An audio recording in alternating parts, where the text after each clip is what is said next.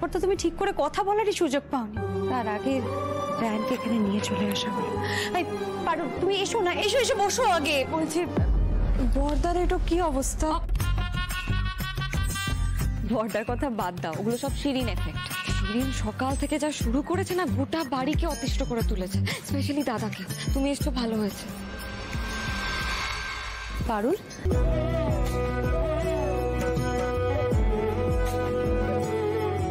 তুমি এসো পারুল। হ্যাঁ পিসিমণি, মানে আমি সব জানি পারুল। তোমার মতো আত্মসম্মান সচেতন মেয়ের এই বাড়িতে আসা কতটা কঠিন ছিল। অনেক লড়াই করেছো না নিজের সাথে, কিন্তু তারপরেও নিজের কর্তব্যের কাছে, নিজের বন্ধুত্বের কাছে হার মানলে, তাই তো চলে এলে। ঠিক বললাম তো? কে বন্ধু? ও রায়ানের বন্ধু, যার জন্য আজকে রায়ানের এই অবস্থা হয়েছে, তাকে তুমি ওর বন্ধু বলছো?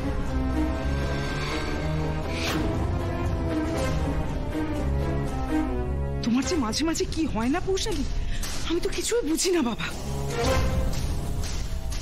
পারুল, পারুল এসো, তুমি রায়ানের সঙ্গে দেখা করবে তো? এসো আমার সঙ্গে, এসো এসো এসো। এক্সকিউজ মি, ওকে কোথায় নিয়ে যাচ্ছ? ও দাদাকে দেখতে এসছে। তোর সাহস তো কম না?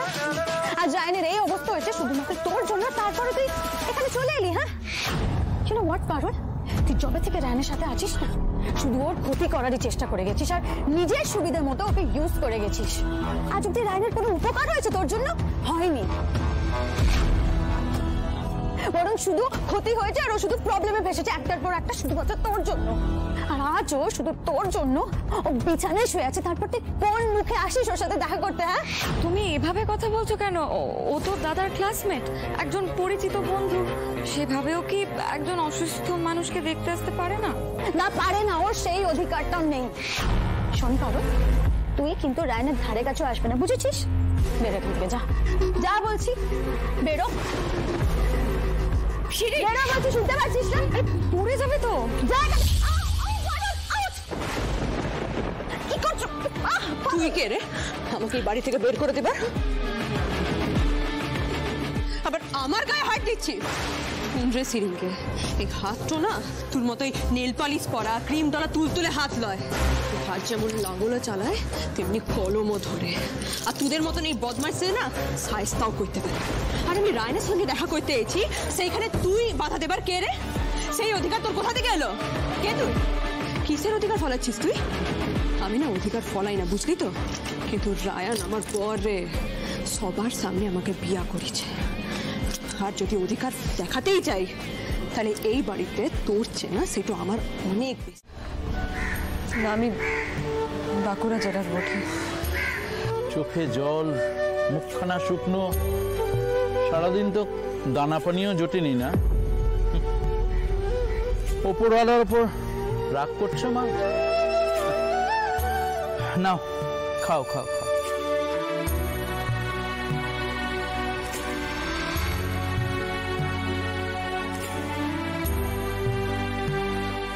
বোকা মেয়ে, কাঁদছো কেন? জীবনে তো ধাক্কা থাকবেই, তাই বলে হাল ছেড়ে দিলে চলবে মা? চোখে জল আসছে অন্য কারণে কাকা। শহরের ভাব গতি কিছু বুঝতেই পারছি না। এই একা করে রাস্তায় ছেড়ে দেয়, এই আবার ঠিক তোমার মতো কাউকে জুটাই দেয়।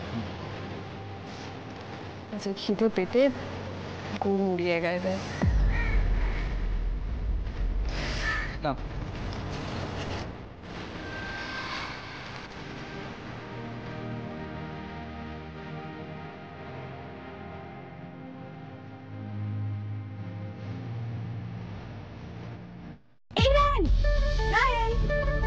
দেখ তো, এই হট প্যান্টটা না অনলাইন থেকে কিনলাম, দেখ তো কেমন লাগছে আমার। এই তুই কি করছিস বলতো? তোর হাতে ব্যথা আছে না? এখন গিটারটা বাজাতে যাচ্ছিস কেন? দে আমার। শিরিন, একা থাকতে দে না।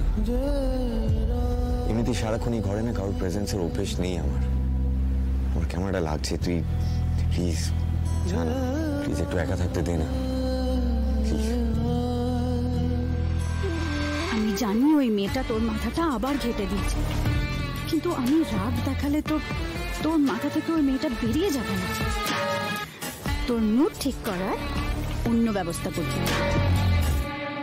আমি বুঝেছি রায়ন, তোর একলা ঘরবন্দি থাকতে একদম ভালো লাগছে না।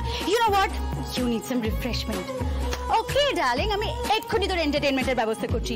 You just enjoy the show babe. কি করছিস তুই? चोरी चोरी किया रे दिल ये दिल लिया रे चोरी चोरी किया रे दिल ये दिल लिया रे